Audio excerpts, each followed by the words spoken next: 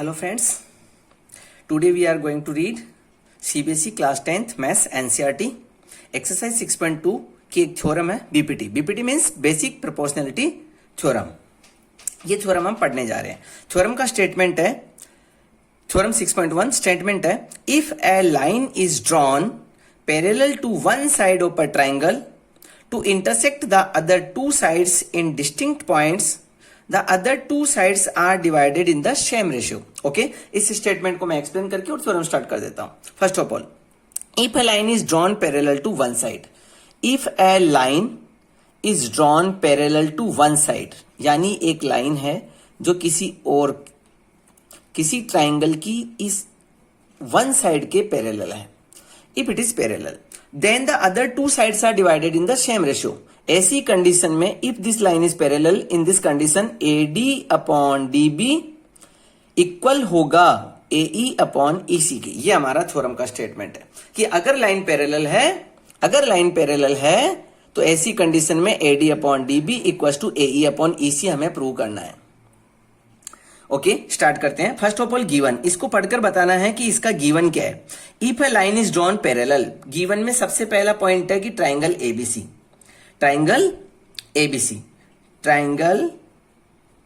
Given है। फिर इसके बाद गिवन है DE पैरेलल टू BC, ये गिवन है, ये गिवन हो गया। फिर उसके बाद प्रूव क्या करना है, प्रूव में हमें लाना क्या है, प्रूव में हमें लाना है divided in the same ratio, यानी AD upon DB equals to AE upon EC। AD upon DB equals to AE upon EC, ये हमें प्रूव में लाना है। अब प्रूव करने के लिए, थ्योरम को प्रूव करने के लिए हमारे को कुछ हमारी तरफ से आइडियाज लगाने होते हैं, उसे हम कहते हैं कंस्ट्रक्शन। तो इस डायग्राम को कंप्लीट करने के लिए मुझे कुछ अपने आइडियाज लगाने होंगे जिसे हम कंस्ट्रक्शन कहते हैं। तो मैं बताता हूं कि मैं यहां एरिया थ्योरम लगाने के लिए मुझे परपेंडिकुलर की जरूरत है, और परपेंडिकुलर अभी इस समय मेरे पास नहीं है। तो मैं यहां पर एक परपेंडिकुलर ड्रॉ कर देता हूं। ठीक है, यहां पर एक परपेंडिकुलर ड्रॉ कर देता हूं। ये परपेंडिकुलर इस साइड पर, ठीक है, और एक परपेंडिकुलर D से AE पर ड्रॉ कर देता हूं, जिसे हम कंस्ट्रक्शन बोलते हैं। ओके, ये परपेंडिकुलर का साइन लगा देता हूं। ओके, यहां मैं N लिख देता हूं, यहां मैं M लिख देता हूं। इसी तरीके से मुझे एक और कंस्ट्रक्शन करनी है, ज्वाइन B टू E। और इसी तरीके से मुझे D को C से ज्वाइन करना है। इसे एज ए कंस्ट्रक्शन आप लोग करेंगे। ये सारी कंस्ट्रक्शन करने के बाद में हम यहां लिख देते हैं कि हमने क्या क्या किया है। हमने draw perpendicular DM on AE, DM perpendicular to AE, ठीक है। फिर हमने किया EN perpendicular on AD, EN perpendicular on AD, ये किया है। इसके बाद में हमने क्या किया है, join B to E, join B to E। फिर हमने किया ज्वाइन C टू D,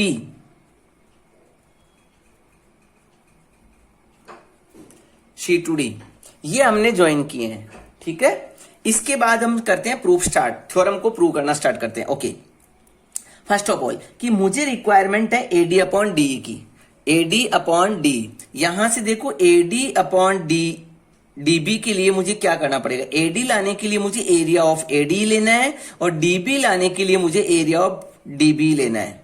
चलिए ले लेते हैं, area of ADE upon area of DB। अब एरिया का फॉर्मूला क्या होता है वो हमने पिछली क्लास में पढ़ रखा है, half base into height. Half base में लेना है AD को, और हाइट हो जाएगी EN। क्यों हो जाएगी, इसके लिए मैंने देखो यहां डायग्राम बना रखा है। ये जो ट्राइंगल ADE है, ये एक्यूट एंगल ट्राइंगल है, और एक्यूट एंगल ट्राइंगल का जो परपेंडिकुलर होता है वो हमेशा डायग्राम के ट्राइंगल के अंदर ही होता है। तो बेस हो गया AD और हाइट हो गई EN। अब आ जाइए ट्राइंगल डीबीई की बात कर लेते हैं, डीबीई की बात कर लेते हैं। डीबीई कहां पर है, ये रहा triangle DBE.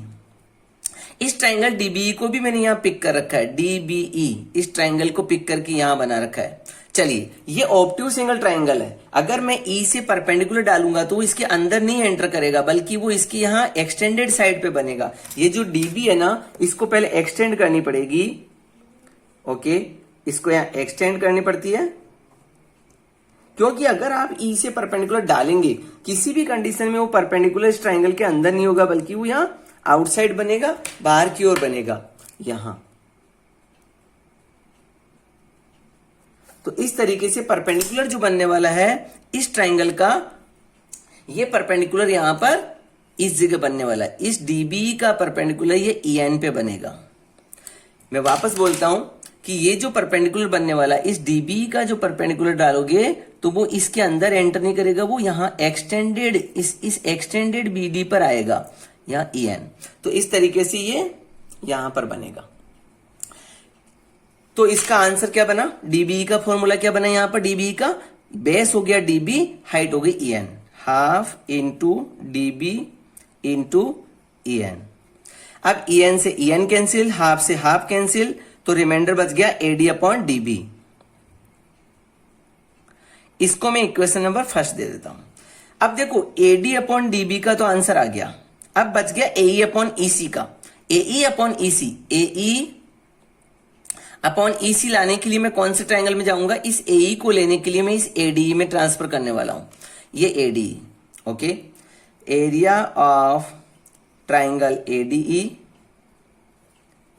Upon area of triangle, देखो एई अपॉन ईसी लाना है, एई तो ये ट्राइंगल, और ईसी के लिए मैं कौन से ट्राइंगल में जाऊंगा, सीडीई में, तो एरिया ऑफ ट्राइंगल सीडीई। अब रही बात फॉर्मूला, एडीई के लिए फॉर्मूला कौन सा काम में लूंगा, वापस वही एडी। एडी के लिए हाफ बेस इंटू हाइट होता है, लेकिन इस बार बेस ये एडी नहीं रहने वाला है, बेस रहने वाला है ये एई, एई और परपेंडिकुलर डीएम। देखो बेस होगा एई और परपेंडिकुलर होगा DM, half into base, base में एई, परपेंडिकुलर डीएम,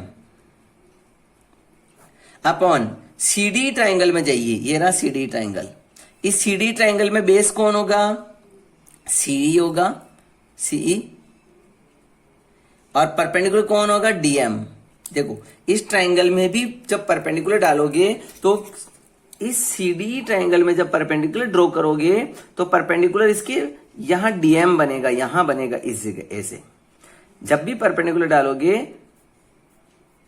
तो इसके अंदर एंटर नहीं करने वाला है, बल्कि वो एक्सटेंडेड साइड पे आने वाला है, एक्सटेंडेड साइड पे, यहां एक्सटेंडेड साइड इस पर आने वाला है, तो यहां जाकर परपेंडिकुलर बनने वाला है, ठीक है। ये एम, ये वाला ट्राइंगल कौन सा है, ये ट्राइंगल सीडीई पर परपेंडिकुलर डीएम, सीडीई पर परपेंडिकुलर डीएम। तो यहां लिख दीजिए हाफ इंटू बेस, बेस में सीई परपेंडिकुलर में डीएम, बेस हो गया सीई परपेंडिकुलर डीएम,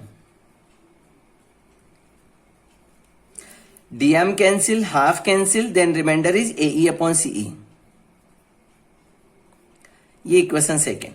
अब बात आती है कि मुझे एडी अपॉन डीबी चाहिए था, वो भी मुझे मिल गया, एई अपॉन ईसी मुझे चाहिए था, वो भी मुझे मिल गया, बट वो सेम टाइम इक्वल नहीं हुए हैं, बल्कि वो इक्वेशन फर्स्ट है, वो इक्वेशन सेकेंड है, दोनों अभी इक्वल नहीं हुए हैं। तो इक्वल करने के लिए क्या करेगा, इनका लेफ्ट हैंड साइड देखना पड़ेगा। इनकी लेफ्ट हैंड साइड को अगर ध्यान से देखें तो एरिया ऑफ एडी तो इक्वल है, बट ये डीबी इक्वल्स टू सीडी अभी नहीं हुआ है। तो पहले डायग्राम को देख के ध्यान से डीबी इक्वल्स टू सीडी को इक्वल करना जरूरी है। चलिए देखते हैं डायग्राम में डीबी और सीडी को। डीबीई ये वाला डायग्राम और सीडीई ये वाला डायग्राम, देखो ध्यान से देखोगे तो ये डीईबी, इसमें भी बेस डीई है और इस सीडीई में भी बेस डीई है। ये डीई जो है वो कॉमन है, चाहे इस ट्राइंगल में जाओ चाहे इसमें जाओ, और दोनों की दोनों ट्राइंगल की जो हाइट पहुंच रही है वो इस पैरेलल लाइन बीसी पे पहुंच रही है। Both are in between the same parallel lines. तो ऐसी एक थ्योरम हमने इस पूरे डायग्राम को मैंने पिक करके यहां बना दिया है, ठीक है। डीई ये पहला एक ट्राइंगल आपका बन रहा है इस तरीके से, ये वाला, और दूसरा ट्राइंगल आपका बन रहा है, देखो ये हो गया DBE, ठीक है, DBE, ये एक ट्राइंगल तो यहां से मैंने लिया DBE। अब दूसरा जो ट्राइंगल है वो है DCE, ये मैं DCE बना देता हूं।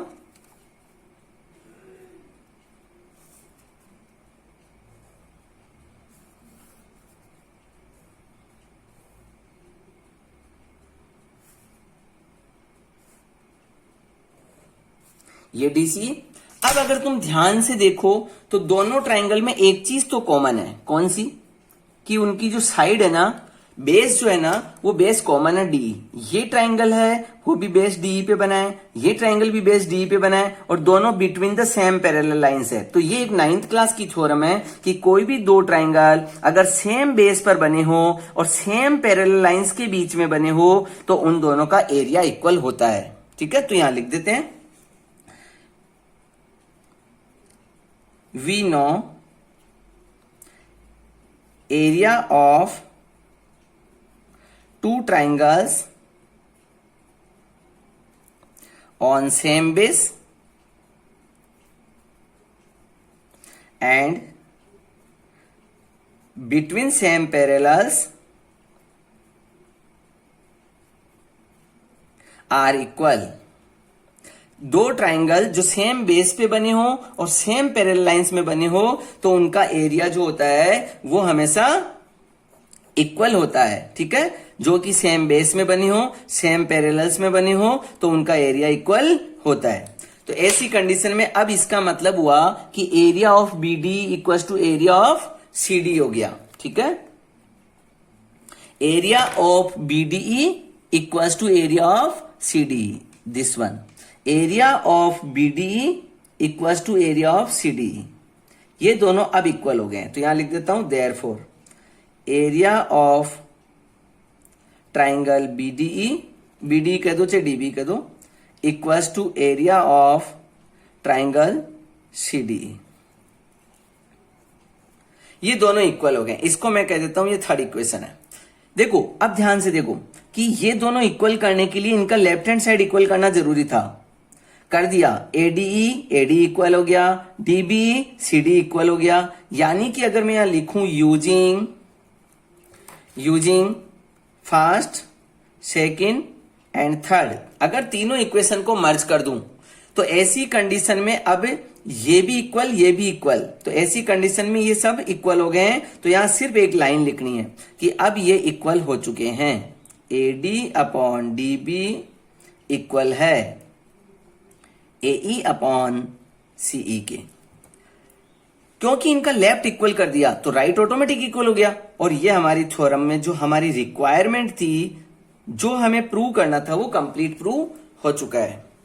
तो इस तरीके से हमारी थ्योरम जो है बेसिक प्रोपोर्शनैलिटी थ्योरम, जिसे हम थेल्स थ्योरम भी कहते हैं, वो हमने कंप्लीटली यहां प्रूव कर दी है। अगर आपको थ्योरम समझ में आई है, अच्छा लगा है समझाना, तो आप इसको लाइक कीजिए, शेयर कीजिए और चैनल को सब्सक्राइब कीजिए। हमारी कोशिश रहेगी कि हम आपको और अच्छे से एक्सप्लेन कर सकें और ज्यादा वीडियोस दे सकें।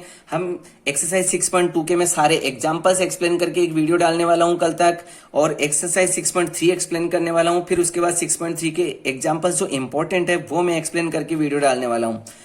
सपोर्ट कीजिए। Thank you very much.